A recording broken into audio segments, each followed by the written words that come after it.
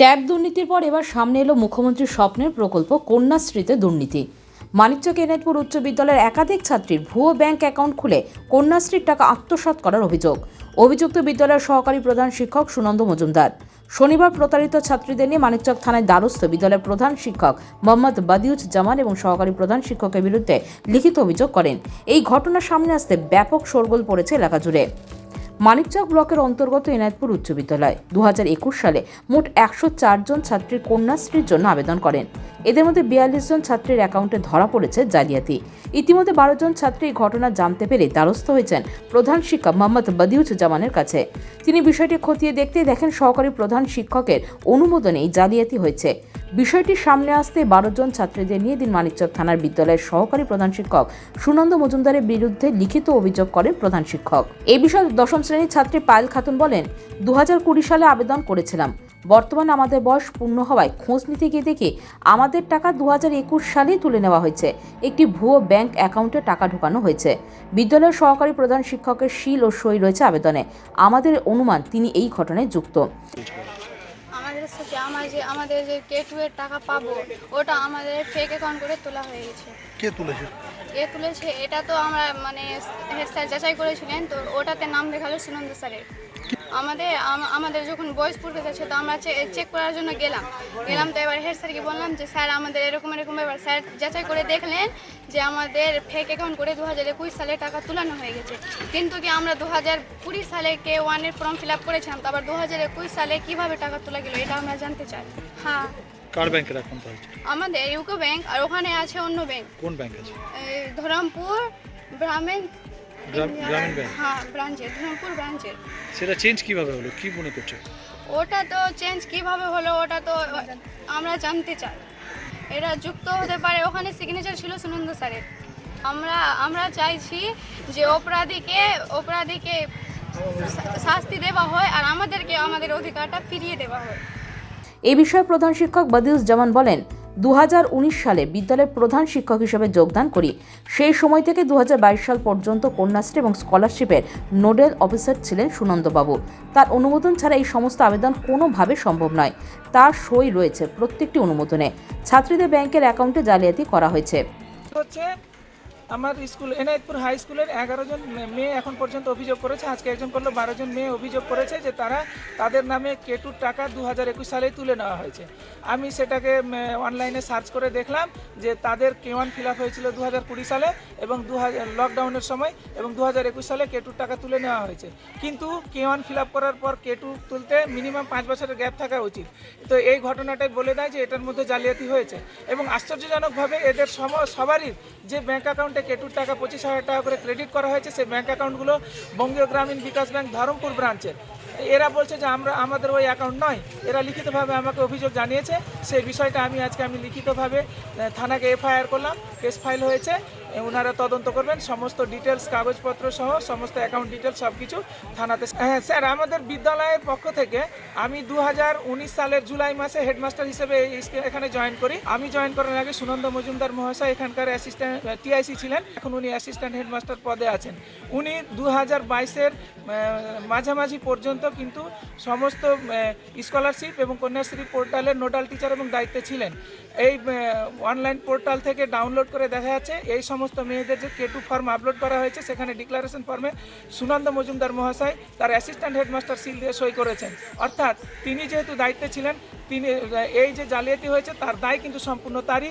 তাকেই জবাব দিতে হবে কি করে এদের এতগুলো মেয়ের নামের টাকা বেহাত হয়ে গেল, মেয়েগুলো কেন টাকা পেল না। আমি পুলিশে অভিযোগ করেছি, ওনারা তদন্ত করে দেখবেন। এটা প্রশাসনের ম্যাটার। তদন্ত করে যে দোষী আছে তারা যাতে উপযুক্ত শাস্তি পায়, এবং এই মেয়েগুলো যাতে তাদের অধিকার, এরা তো আর K2 টাকা পাবে না সেই অনুসারে, যেহেতু একবার পেয়ে গেছে। কিন্তু এই বিষয়টা যেহেতু স্বাভাবিক নয়, কিন্তু এরা যাতে তাদের অধিকার ফিরে পায়, তাদের K2 টাকাটা ফিরে পায়, তার জন্য যাতে প্রশাসন সক্রিয় হয়ে ওঠে, সে কারণে আমি এদের হয়ে লড়াইতে নেমেছি। আর উনার নামে ID পাসওয়ার্ড ছিল, উনার ব্যাংকে OTP আসতো। উনার OTP ছাড়া কেউ সেই পোর্টাল খুলতে পারে না। তাহলে পারে কি করে অন্য কেউ সেই পোর্টাল খুলে তার সিল জাল করে সই জাল করে ফর্ম আপলোড করতে পারে? এটা হতে পারে না। তো উনি অবশ্যই জড়িত আছেন, কিংবা জড়িত থাকার পরেও এখন উনি সাধু সাজার চেষ্টা করছেন, সেটা উনি জবাব দেবেন এবং প্রশাসন সেটাকে তদন্ত করে বের করবে। যদিও সমস্ত অভিযোগ ভিত্তিহীন বলে দাবি করেছেন সহকারী প্রধান শিক্ষক সুনন্দ মজুমদার। তিনি বলেন 2019-এ প্রধান শিক্ষক যোগদান করার পর তিনি এই সমস্ত দায়িত্বে ছিলেন না। কন্যাশ্রী অনুমোদনের যে সমস্ত সই এবং সিল রয়েছে তা জালিয়াতি করা হয়েছে। বিদ্যালয়েরই চুক্তিভিত্তিক কর্মী ছিলেন লিটু মমিন, তিনি এই দুর্নীতির সঙ্গে যুক্ত। বিষয়টি লিখিতভাবে আমি ব্লক এবং পুলিশকে অভিযোগ জানিয়েছি। বিগত দিনে বিদ্যালয়ের প্রধান শিক্ষকের বিরুদ্ধে বিভিন্ন দুর্নীতির বিষয় আমি তুলে ধরায় তিনি আক্রোশবশত আমার বিরুদ্ধে অভিযোগ করছেন। আমাদের স্কুলে কিছু কন্যাশ্রীর টাকা উঠে গেছে। তারপর এটা নিয়ে পরে আবার জানলাম যে এটা আমার সিল সই। তো সেই সিল সইটার তারিখটা দেখলাম জুন 21, 2021 সালের ঘটনা। তারপর আমি নিজে বিভিন্ন গার্জেনের কাছে তথ্যগুলো নিলাম যে কাদের এরকম হয়েছে, নিয়ে আমি ব্লকে গেলাম। ব্লকে তাপস বলে যে দায়িত্বে আছে তাকে বললাম, তো এটা কী হয়েছে দেখি স্ট্যাটাসটা। তখন ও দেখালো যে এই তোমার সিলটা তোমারই আছে, মানে সাইনটা তোমার। আমি বললাম এই সিল তো আমার, সিল বা সাইন আমার কোনটাই নেই, এটা কী করে হলো? ও একজনের নাম বললো আমাকে যে ওই করে হবে, ঠিক আছে, যে নামটার নামে আমি কমপ্লেন করেছি ইতিমধ্যে। তারপর ব্যাংকে গিয়েছিলাম, গৌরগ্রামীণ ব্যাংক, ওরা বলে আমরাও করিনি, এটা সিএসপি একটা আছে সালবাদগঞ্জে, সেখানে হয়েছে। তো এইটুকু আমার জানা। তারপর যেহেতু আমার সিল সাইনকে জাল করেছে এবং সেই সময় লকডাউন ছিল, ফুল লকডাউন, স্কুল বন্ধ, তার সেই সময় ছাত্রছাত্রী আসার প্রশ্নই নেই, স্কুল বন্ধ ছিল। তাছাড়া এটা ব্লেম দেওয়া হচ্ছে যে আমি নাকি এটা করেছি। তো 2019-এ প্রধান শিক্ষক চলে এসেছেন আর 2021-এর ঘটনা, তা আমার দায়িত্বটা কোথায় এখানে?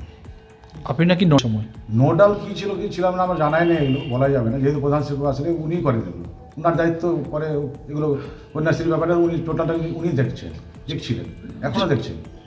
যেহেতু বর্তমান প্রধান শিক্ষক আপনারা জানেন বিগত দিনে অনেক খবরে শিরোনাম এসেছেন, সাইকেল চুরি থেকে, হোস্টেল চুরি থেকে, এরকম প্রতিবাদ করেছিলাম বলে আমার সঙ্গে হাতাহাতি হয়েছে, খবরে সেটাও বেরিয়েছে। এবং উনি কেমন মানুষ এলাকার মানুষ জানেন, সবাই জানেন যে উনি কোন কোয়ালিটির মানুষ, ঠিক আছে। একটা সুযোগ পেয়েছে ফলস সাইন করিয়ে দেওয়া, সিল তৈরি করে আমার নাম জড়িয়ে দেওয়া, এটা ওনার সঙ্গে যেহেতু এটা আমার রেসারেসি চলছে, সেই সব সুযোগটা কাজে লাগানোর চেষ্টা করছেন, মানে আপনাকে আমাকে ফাঁসানোর চেষ্টা করছেন যে সিল সই। কিন্তু এখানে যে ওনার ইন্ধন নেই এটা কে বলবে? না, আমি সিল সাইন করার তো প্রশ্নই নেই। অন্য প্রধান শিক্ষক সাইন ছাড়া হবেই না, ওটা প্রধান শিক্ষক সাইন করবে, আমি কেন করবো? উনি আসার পর কন্যাশ্রী কোনো সাইন আমি করিনি। তারপরে যখন দেখলাম এরকম চলছে, কানাঘোষা চলছে, কানাঘোষা এলাকায় বিভিন্নভাবে প্রচার করার চেষ্টা করেন উনি, তো আমি বাধ্য হয়ে থানায় গিয়ে কমপ্লেন করেছি। একজন লিটু মমিন যে কাজ করতো, বিডিও সাহেবে জানিয়েছি, ওনাকেও কমপ্লেন দিয়েছি। আমি চাই এর পূর্ণাঙ্গ তদন্ত এবং যে দোষী সেটা খুঁজে বার করতে হবে। প্রশাসনকে আমি বলেছি, আবার আজকে গিয়েও বলে এসেছি যে এটা উপযুক্ত তদন্ত করে কে করেছে, কে জড়িয়ে আছে তাদের বার করা হয়। বিগত বেশ কিছুদিন থেকে, কয়েক বছর থেকে দায়িত্বে ছিল কন্যাশ্রী, অস্থায়ী। তো উনি দেখতেন। এখন আছে উনি দায়িত্বে? না, এখন নেই, কিন্তু বলেই দিয়েছি যার নামে থানায় কমপ্লেন করেছি তাকে ধরলেই সমস্ত কিছু বেরিয়ে আসবে। কীভাবে সে তথ্য নিয়েছে, কীভাবে সই জাল করেছে, কীভাবে সিএসপি থেকে টাকা তুলেছে, ওই ব্যক্তিই বলতে পারবে। এই বিষয়ে আমার কোনো কিছু ধারণা নেই। প্রয়োজনীয় ফরেন্সিক টেস্ট হোক, যে সাইনটা আমি করেছি। Bureau news, Bangla Times.